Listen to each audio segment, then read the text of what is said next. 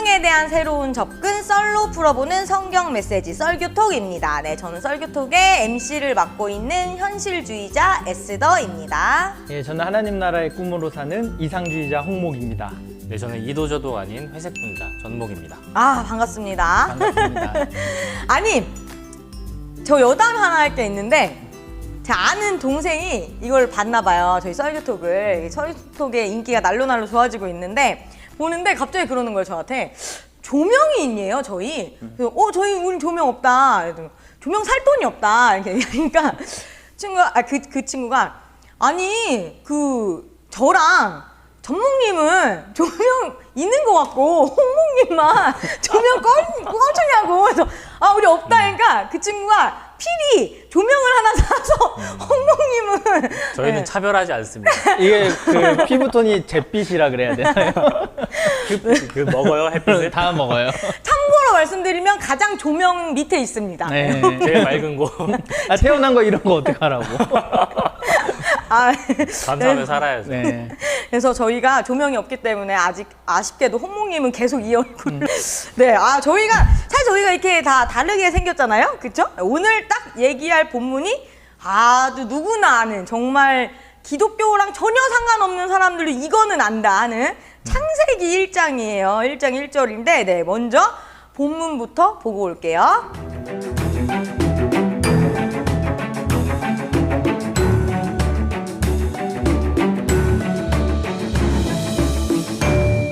네, 우리가 오늘은 창조 이야기를 할 거예요.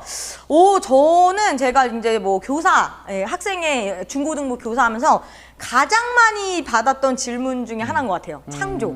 네, 창조, 우리 하나님이 만드셨나요? 뭐 이런 얘기들. 이런 얘기 제일 많이 질문 받았던 것 같은데, 여러분 어떠세요? 창조하면 일단은 그 7일의 창조, 뭐 6일의 창조로도 보지만 그 순서 외웠던 게 항상 기억이 나요. 순서 외워야 됐었죠. 뭐부터야? 맞아. 저 뭐부터나 하니까 갑자기 머리 혼돈하죠. 막 이렇게. 빛이야, 빛. 빛이 먼저 아니야? 빛? 네, 빛이 그렇죠, 있으라. 그렇죠. 맞네. 저는 막 20살 때, 저 신학생 아니었을 때, 그때 막 창조과학회가 그때쯤 막 되게 활발하게 활동했을 거예요. 그래서 저 그거 들었던 기억도 있어요. 어떻게 들었어요? 창조과학회. 아. 강사분 오셔가지고 들었던 기억. 뭐라고 해요? 거기요? 그 진화론이 왜 틀렸는지에 대해서 막 얘기하죠. 왜 G에서 박쥐로 넘어가려면은 이 중간 단계가 더 많아야 되는데 이 중간 단계 화석이 발견되지 않는다. 사실 그거 다 거짓말이거든요. 실제로 다 발견되고 있고 굉장히 많은 증거들이 있는데 굉장히 옛날 얘기를 하고 있는 거죠. 맞아요. 그또 이게 제일 많이 나오는 게 진화론이랑 얘기도 많이 나오는데 뭐 그건 조금 이따가 뒤에서 오늘 성경 본문에 또 집중을 해서 한번 볼까요? 그리고 재밌는 게 무에서 유도 아니에요, 사실은. 그렇죠.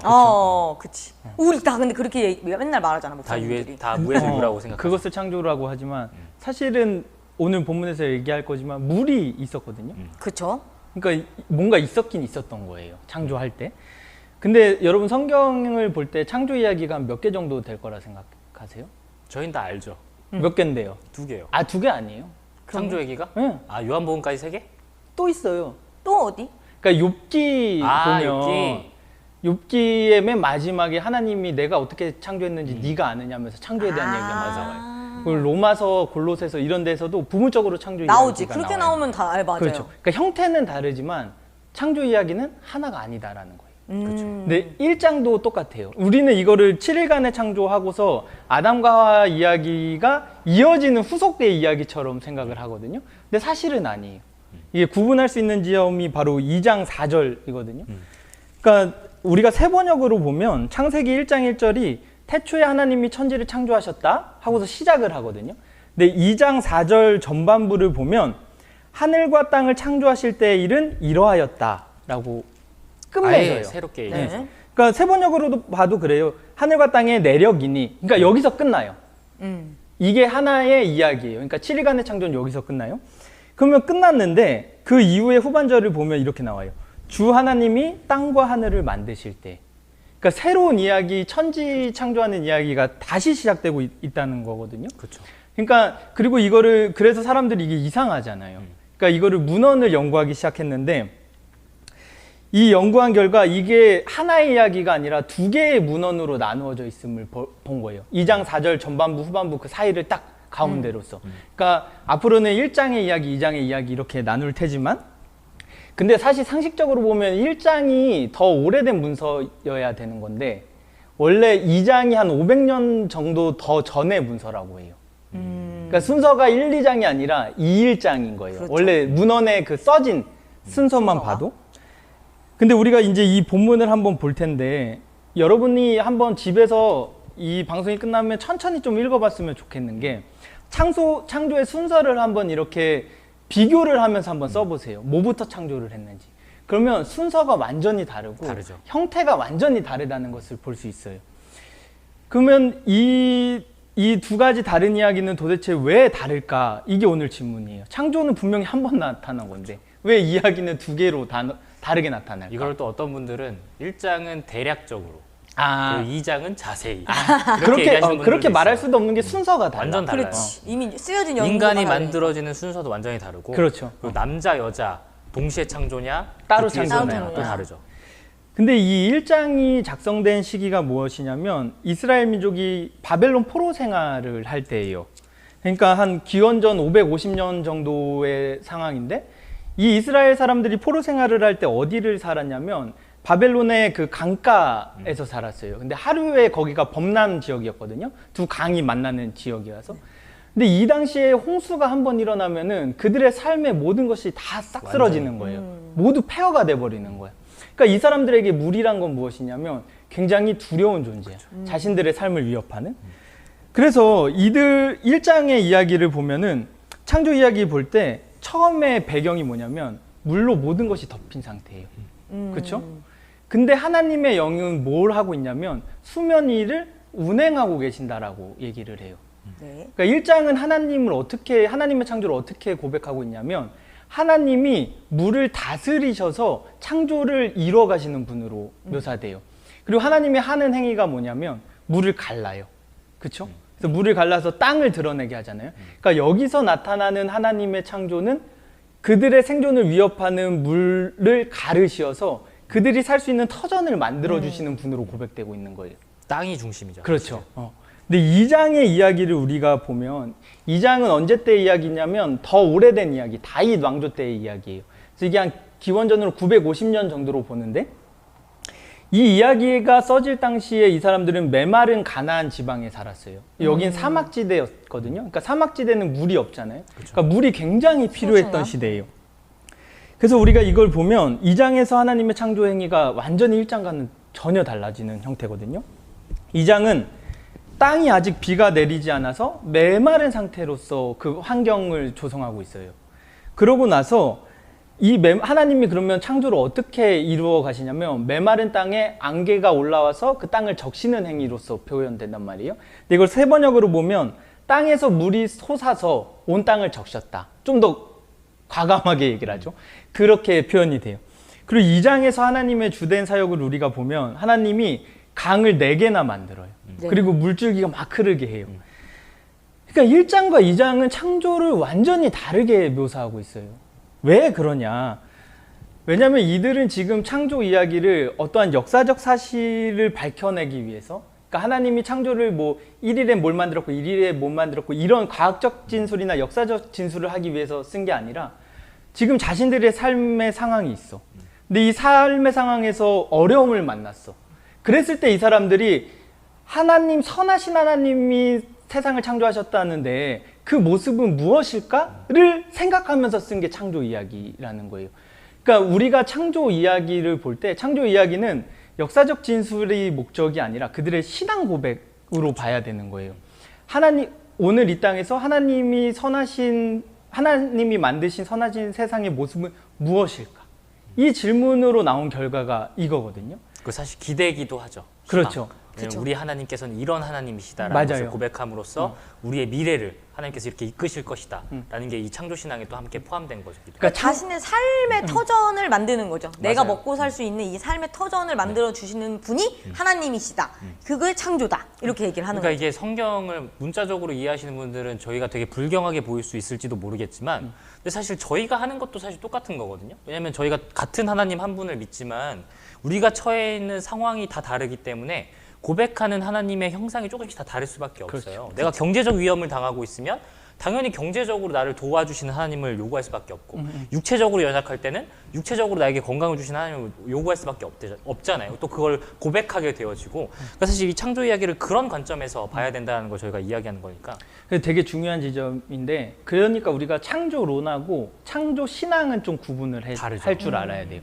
그러니까 창조론이라는 것은 진화론의 반대 입장을 하기 위해서 나온 거거든요. 사실은 순서가 그렇죠. 그렇죠. 그러니까 진화론이 한 종의 생물, 그러니까 원래는 원형이 하나가 있었는데 이것이 진화하면서 여러 가지 생물로 이렇게 진화하게 되었다. 그러니까 그 얘기를 하고 있는 거잖아요. 근데 창조, 이게 기독교의 엄청난 도전이 됐어요. 왜냐하면 창세기 1장에 보면 하나님이 각 생물을 각각 그대로 만드셨다라고 했는데 그 원형이 하나라니까 이게 성경을 왠지 도전하는 것처럼 맞아요. 느낀 거예요. 사실 종교개혁자 칼뱅도 그 지점에 대해서 굉장히 분명하게 얘기해요. 성경은 자연과학책이 아니다. 그럼요. 이게 분야가 분명- 다른 거예요. 그러니까 진짜. 개신교라면 최소한 저희가 보통 루터 아니면 칼뱅이잖아요. 찌빙글리도 있지만 그리고 한국 개신교 특히나 칼뱅이거든요. 칼뱅주의가 많죠. 그럼 칼뱅이 얘기하고 그 시작한 사람이 성경은 자연과학책이 아니다라고 얘기하고 있는데 그게 왜 그렇게 얘기하는지 사실 잘 이해할 필요가 있죠. 그러니까 진화론은 과학적 분야이고 사실 창세기나 성경의 창조 이야기들은 신앙 고백적 이야기인데 그렇죠.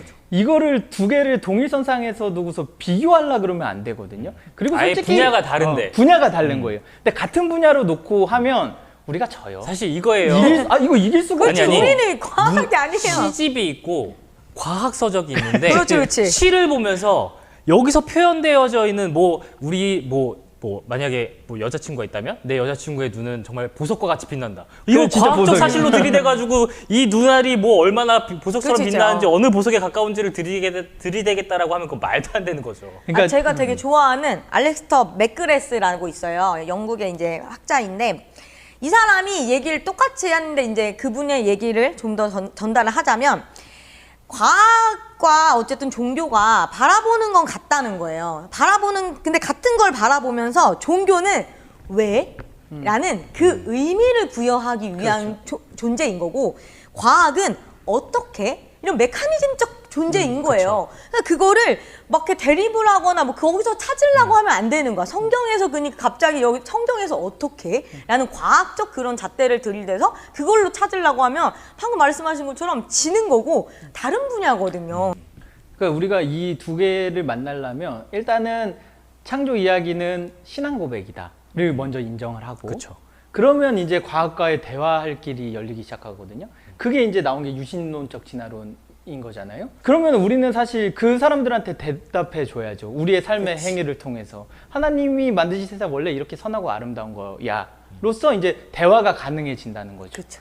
그치. 그러니까 이제 우리가 여기서 이제 나아가야 될 부분은 그거죠, 사실. 그러니까 우리가 이제 더 이상 과학이랑 싸우겠다는 것도 아니고 창조론과 진화론의 양립 대립도 아니다. 이제 우리는 좀 더 통전적으로 이해할 수 있고 분명히 과학과 신학과 종교는 상호보완적으로 같이 나아갈 수 있다. 다만 그렇다면 이 창조설화가 얘기하고자 했던 게 뭘까?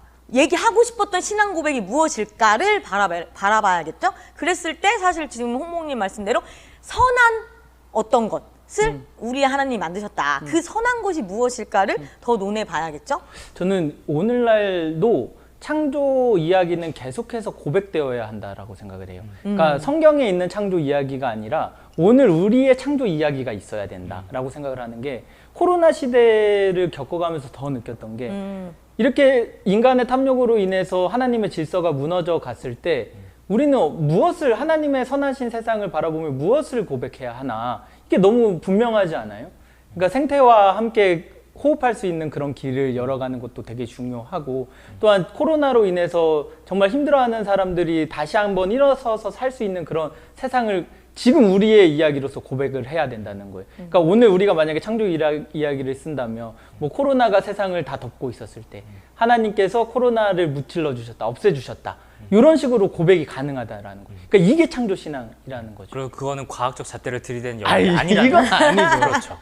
아, 근데 이 얘기가 되게 저희는 되게 당연하게 지금 얘기를 하는데 사실 뭐 아까 말씀한 유신론적 진화론도 사실 반대하는 입장들도 아직까지도 많고 또 창조 설화를 정말로 믿는 분들 많기 때문에 저희가 이런 얘기를 한 번 더 하는 거죠, 사실은. 근데 그거를 예전에 어떤 분이 그렇게 얘기하더라고요. 그러니까 하나님의 창조는 내어줍니다. 아, 그거 너무 멋있어. 그러니까 이 세상이 창조되기 전에는 모든 게 다 하나님의 것이었는데 하나님께서 무언가를 창조하시면서 계속 그 존재에게 자기를 내어주고 있다는 거예요. 이 우주가 팽창되고 있는 것 자체가 저는 이게 너무 좋지 않아요? 맞아요. 하나님께서 우리에게 계속 뭔가를 내어주고 있다라는 게. 근데 예수의 삶을 봐도 사실 그렇잖아요. 계속 내어주고 심지어 자기의 역할까지도 이제 제자들에게 맡기고 교회에게 맡기고 자기는 이제 아예 승천해서 그것을 도와주고 지지해주는 역할로서 존재하겠다라고 하는 게 이게 내어줌이고 우리를 더 큰 역할로 이끌어가고 있는 그런 모습들을 보여주는 것 같아서 의미 있는 것 같아요. 그러니까 저는 창조가 끝났냐고 물어보면 창조가 아직 안 끝났다라고 대답할 것 같아요. 그러니까 창조는 아직 계속되고 있다.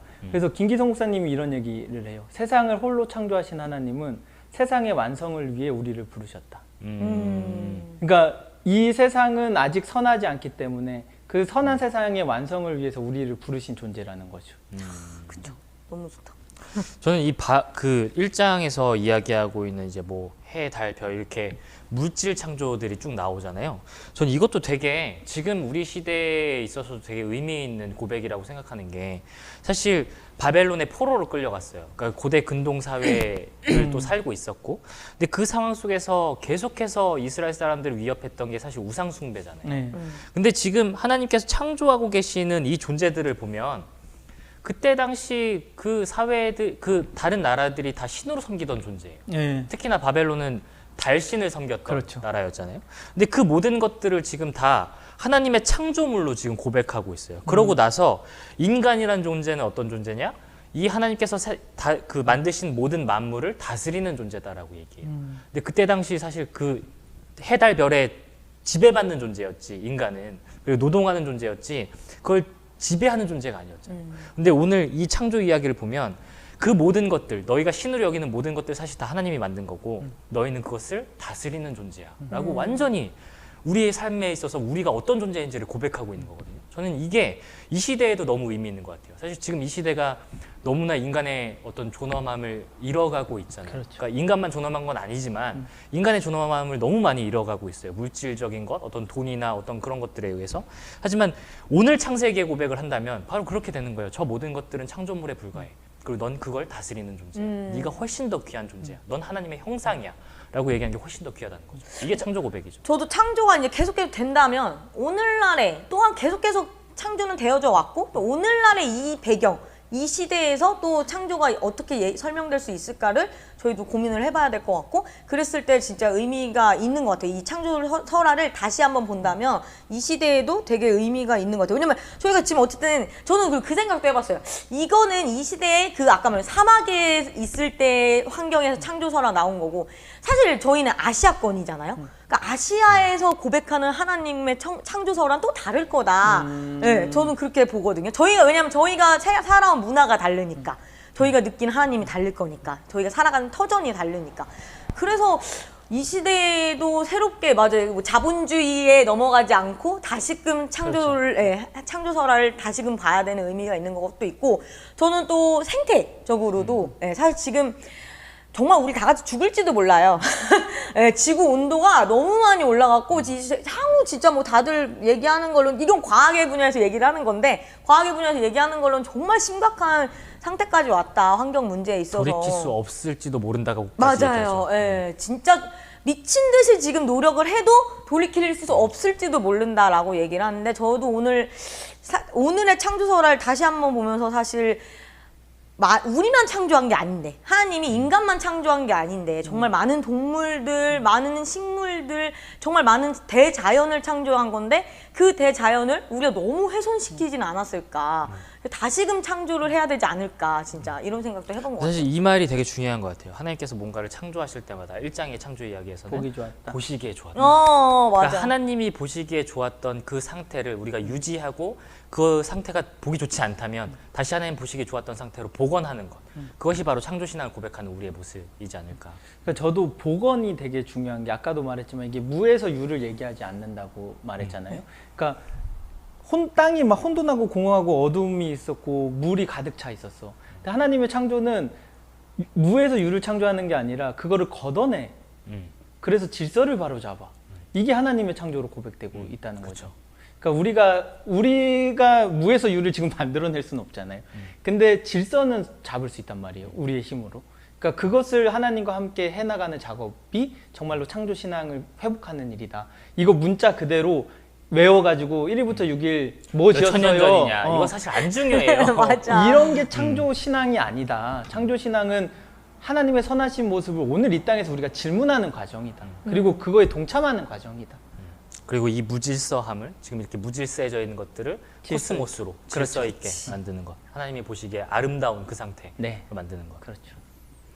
자, 뭐 현실 적용은 솔직히 저희 뭐 어느 정도 다 나온 것 같은데 그럼에도 불구하고 어쨌든 계속되고 있는 이 창조에서 우리의 이 사회에서 지금 계속되고 있는 창조란 어떤 게 있을까? 또는 뭐 본래에 회복됐으면 하는 모습들이 무엇이 있을까를 한 번만 마무리로 얘기를 해볼까요? 네, 바로 저는 인간과 자연이 이제 조화를 이루면서 사는 그 모습이 창조의 본래의 모습이다. 그러니까 이게 정복하라는 그 말 때문에 생육하고 번성하라 그 말 때문에 사실 이 서양의 사고 방식은 죄다 밀어버리고 그냥 그쵸. 평평하게 만들고 이렇게 하잖아요. 근데 사실 동양을 보면 동양의 건축이나 이런 것들 그 전통 건축들을 보면 자연 환경을 살리면서 그 상생을 추구해요.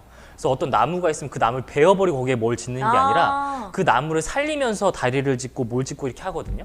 그러니까 그것이 바로 하나님의 창조의 모습을 우리가 이어가는 것이다. 저도 생태 얘기하려고 그랬는데 통전적 우리 같이 사는 거다라고 얘기를 하려고 했는데 얘기를 또 하셨으니까 그렇다면 저는 오히려 약간 그런 느낌? 창조란 지금 계속해서 일어나고 있는 창조 또는 오늘날 내가 고백해야 될 창조란 사실은 가장 현실적인 창조다. 내 삶에서. 네, 내 삶에서 내가 지금 뭐 예를 들면 딱 그런 코로나 시대도 마찬가지고 또 그냥 뭐 아까 얘기했던 동양, 뭐 아시아, 한국의 나라는 이 존재로 살면서 가장 현실적으로 일어나고 있는 이러한 창조들을 저는 발견하는 게 중요하지 않을까. 자, 그러면 이제 설교 속의 코너 속의 코너. 네. 설교 제목 짓기. 오늘의 창조설화를 가지고 창조 신앙 고백을 가지고 우리가 한번 설교 제목을 다시 한번 지어볼까요? 저는 그냥 어그로를 끌게 창조 대 진화 이렇게 할 것 같은데요. 네, 뭐라고요? 창조 vs 진화. 뭐야? 우리 지금 그거 하지 말, 그거 아니라고. 그리고 이제 마지막에 얘기하는 거죠. 그리고 마지막에 제목이 하트로 바뀌는 거예요. 아, 뭐야? 그래요? 저는 그렇게 질 것 같아요. 창조론이 아니라 창조 신앙입니다. 저는 보시기에 좋았더라. 보시기에 좋았더라. 저는 제가 되게 알리스터 맥글레스 되게 좋아해요. 참고로 이분 때문에 신학 공부하는 건데 이분 진짜 사랑하는 제가 되게 좋아하는데 이분이 자기는 이런 말을 해. 유신론적 진화론을 얘기할 때 자기는 진화론을 수용한 창조론 지지자다라는 얘기를 하거든요. 본인이. 네, 본인은. 그래서 저는 이 오늘의 설교 본문을 다시 짓는다면 진화론을 수용한 창조설화. 네, 네. 아니면 진화론을 수용한 천지창조. 뭐 이런 느낌? 근데 요새 진짜 유튜브 같은 데 잘 찾아보시면 우종학 교수나 또 누구 진화론인데 신앙인이신 어떤 여자 학자분 또 계시거든요. 그런 부분들 것들 이렇게 영상 같은 거 아마 있을 거예요. 잘 보시면 훨씬 더 이해가 잘 되시고 우리 신앙의 의미가 뭔지, 창조 신앙의 의미가 뭔지 더 잘 알 수 있을 것 같아요. 네. 자, 그러면 오늘은 여기서 또 마무리를 짓도록 하겠습니다. 네. 여러분들도 댓글로 요 창조설화라고 말 못하겠어요, 이제 막. 한창 얘기해도 갑자기 막. 창세기의 이야기. 네, 오늘 이 창세기 본문 이야기를 가지고 저희가 새롭게 한번 얘기를 해봤는데요. 보시는 분들도 조금 더 핵심적인 용어들이나 제목들이 있으면 또는 정말 다양한 의견들 저희는 다 듣기 때문에 다양한 의견들 본인들이 생각하는 창조는 이거다 뭐 이런 거 얘기하시면 댓글 남겨주시면 저희가 소개도 해드리고 저희끼리 한번 의논도 해보고 하도록 하겠습니다. 저희는 들을 준비가 되어 있는데 말을 걸어오시는 분이 없어서 슬퍼요. 무관심이지. 아, 그거 좀 슬픈데. 네. 편하게, 저희는 정말 마음이 열려 있습니다. 편하게 모든 네, 댓글을 달아주시면 되겠습니다. 아, 제가 맨날 이 멘트를 너무 안 하는 것 같아요. 구독과 좋아요. 네. 구독과 좋아요, 알림 설정까지 네, 꼭 부탁드릴게요. 네, 오늘은 여기서 마무리 짓도록 하겠습니다.